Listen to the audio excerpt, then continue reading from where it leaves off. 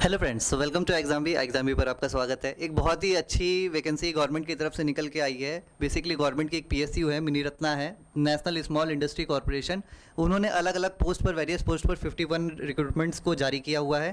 Post जो है, vacancy जो है वो आप देख सकते हो कौन कौन सी है। एक सेकेंड, हाँ, आप देख सकते हो यहाँ पर क्या लिखा हुआ है। तो फाइनेंस एंड अकाउंट्स की है, ठीक है, फाइनेंस एंड अकाउंट्स की है। उसके साथ साथ एचआर की वैकेंसी निकली, ह्यूमन रिसोर्स की, बिजनेस डेवलपमेंट की निकली है, टेक्नोलॉजी पर निकली है, राजभाषा पर निकली है, कंपनी सेक्रेटरी पर निकली है, लॉ एंड रिकवरी पर निकली है।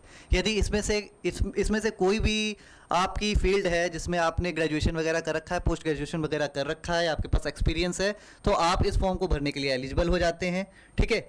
एक चीज़ और है जो आपको यहाँ पर थोड़ी सी ध्यान रखनी है, सॉरी, एक चीज़ और है जो आपको यहाँ पर थोड़ी सी ध्यान रखनी है, वो क्या है, एज लिमिट, ठीक है। एज लिमिट यहाँ पर 28 ईयर्स बोली गई है जनरल के लिए। बट अगर आप थोड़ी सी वीकर सेक्शन में अगर आते हैं, SC ST हैं या फिर फिजिकली चैलेंज है, तो वहाँ पर अकॉर्डिंगली एज रिलैक्सेशन दिया जाएगा, ठीक है। फॉर्म कब से भरा जाएगा, तो फॉर्म की डेट आप यहाँ पर देख सकते हो भाई। फॉर्म की डेट आप यहाँ पर देख सकते हो, कहाँ पर, ये रही 29 सितंबर है यहाँ पर लास्ट डेट जो आप फॉर्म फिलिंग की है। यहाँ तक आपको फॉर्म भर के कंप्लीट कर लेना है, ठीक है। तो ये ध्यान रखना है, अगर आपने अभी नहीं शुरू किया है तो इस फॉर्म को शुरू कर दीजिए भरना और कंप्लीट कर लीजिएगा, ठीक है। आगे देखते हैं भाई, चलो।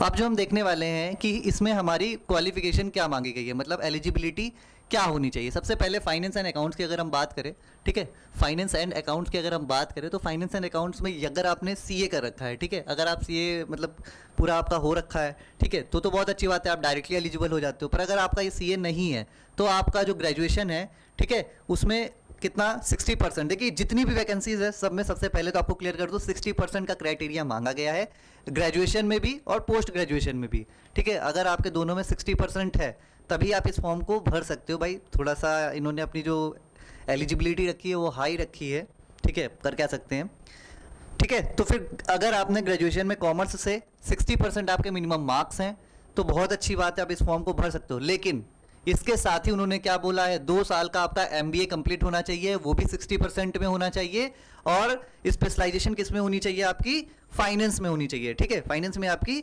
जो है स्पेशलाइजेशन होनी चाहिए, ये ध्यान रखना है। तो 60% वाला क्राइटेरिया यहाँ पर मिनिमम उन्होंने रखा है, चाहे ग्रेजुएशन हो चाहे पोस्ट ग्रेजुएशन हो, मतलब MBA की बात कर रहा है, ठीक है। यहाँ पर सारे जितने भी फॉर्म है लगभग सब में उन्होंने MBA को मांगा हुआ है।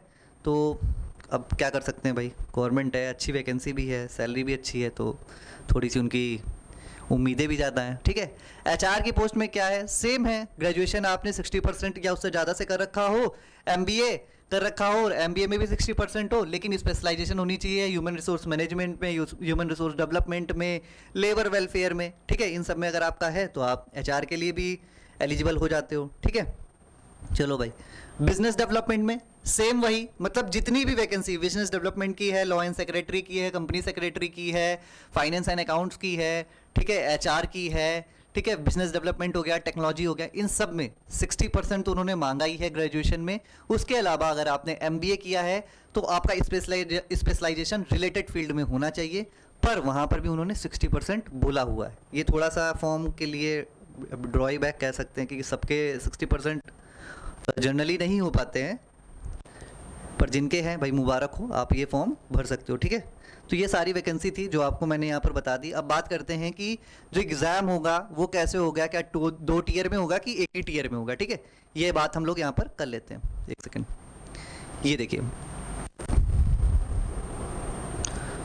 एक सेकेंड, कहाँ गया, आ जाते हैं भाई, हाँ, सिलेक्शन प्रोसेस, ठीक है, ये रही सिलेक्शन प्रोसेस। आप सिलेक्शन प्रोसेस को देख सकते हो। सिलेक्शन प्रोसेस में क्या है कि उन्होंने बोला है मतलब 2 टीयर होंगे बेसिकली, ठीक है, स्टेज 1 और स्टेज 2, ठीक है। स्टेज 1 में रिटन टेस्ट होगा, ठीक है, रिटन टेस्ट होगा, और जो स्टेज 2 है उसमें पर्सनल इंटरव्यू होगा, ठीक है, इंटरव्यू का। लेकिन वेटेज किसका ज़्यादा है, वेटेज इसका बोला है, रिटन टेस्ट का 70% स्कोर काउंट किया जाएगा और इंटरव्यू का 30% स्कोर फाइनल रिजल्ट के लिए काउंट किया जाएगा, ठीक है। अब जो रिटन टेस्ट है उसमें क्या क्या पूछा जाएगा भाई, ठीक है, उसमें क्या क्या आने वाला है, तो ये आपके सामने पेपर है, मतलब पेपर नहीं, सामने क्या है आपके, वो बताया गया है, सिलेबस बताया गया है। सबसे पहले तो जो 40 नंबर है, 40 नंबर सबके लिए कॉमन है, मतलब चाहे आपने फाइनेंस और अकाउंट्स के लिए भरा है या आपने बिजनेस डेवलपमेंट के लिए भरा है, या फिर आपने टेक्नोलॉजी के लिए भरा है, या आपने जिस भी फील्ड के लिए भरा है, वहां पर आपका क्या हो जाता है, ये चार मतलब ये जो चार पोर्शन है, quantitative aptitude, reasoning ability, general English, general awareness, यानी ये जो 40 नंबर है ये सबके लिए कॉमन है। लेकिन जो पांचवा होगा ये सबके लिए डिफरेंट हो जाएगा, कोर एरिया ऑफ सब्जेक्ट। जैसे आपने बिजनेस मार्केटिंग बिजनेस डेवलपमेंट वाला भरा हुआ है तो वहाँ पर मार्केटिंग से रिलेटेड क्वेश्चन आ जाएंगे। अगर फाइनेंस एंड अकाउंट्स का भरा है तो वहाँ पर आपका ये फाइनेंस एंड अकाउंट्स से रिलेटेड क्वेश्चन आएंगे। क्वेश्चन कितने पूछे जाएंगे, 60 क्वेश्चन पूछे जाएंगे। हर क्वेश्चन 1 मार्क का होगा तो 60 मार्क्स, यानी सबसे ज़्यादा जो वेटेज है वो आपके खुद के सब्जेक्ट का होगा। यानी जिसने भी अच्छे से पढ़ाई की और जिसके 60% ऑलरेडी अगर ग्रेजुएशन और पोस्ट ग्रेजुएशन में हो रखे हैं, यानी उसकी कमांड अच्छी होगी सब्जेक्ट पे, तो ये वैकेंसी उसके लिए बेसिकली बहुत ईजी होने वाली है। ठीक है, तो टोटल स्कोर, टोटल क्वेश्चन कितने आएंगे भाई? टोटल यहाँ पर देखिए साफ लिखा है 100 MCQs पूछे जाएंगे। सभी MCQs एक एक नंबर को कैरी करेंगे, यानी टोटल मार्क्स भी कितने होंगे, 100 मार्क्स होंगे। नेगेटिव मार्किंग होगी क्या? बिल्कुल है भाई, नेगेटिव मार्किंग 1/2 की। मतलब अगर गलत करोगे आप, 2 क्वेश्चन गलत करोगे तो एक सही वाला भी आपका क्या हो जाएगा, गलत हो जाएगा भाई। ये यहाँ पर ध्यान रखना है। ठीक है, 1/2 की नेगेटिव मार्किंग है, काफ़ी हाई नेगेटिव मार्किंग बोल सकते हैं इसको, है ना।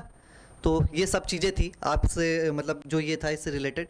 ठीक है, कंपनसेशन पैकेज की क्या क्या अलाउंस वगैरह मिलेंगे वो सारी चीज़ें यहाँ पर लिखी है। ठीक है, तो ये आपका जो बेसिकली सारी जानकारी थी वो आपको दे दी गई है। अब आपको करना क्या है, ये फॉर्म है, ठीक है, इसको डिस्क्रिप्शन में PDF डाल दिया जाएगा। इसके साथ ही साथ एक MECL की भी रिक्रूटमेंट आई है। हालांकि वहाँ पर जो पोस्ट है, नंबर ऑफ पोस्ट थोड़ी कम है, लेकिन अगर आपकी उनमें भी स्पेशलाइजेशन है, रिलेटेड इसी से मिलती जुलती फील्ड वहाँ पर भी है, अगर आपकी स्पेशलाइजेशन है तो आप उनको भर सकते हो। और अगर आपको वैसे फाइनेंस एंड अकाउंट से रिलेटेड अगर आपको तैयारी करनी है तो आप एग्जाम के साथ भी जुड़ सकते हो, वो आपको इन चीज़ों के लिए बेहतर गाइड कर सकता है। सो थैंक यू, इस वीडियो में इतना ही था। अगर वीडियो पसंद आई तो लाइक कर दीजिएगा और चैनल पर नए तो please subscribe. Okay, thank you.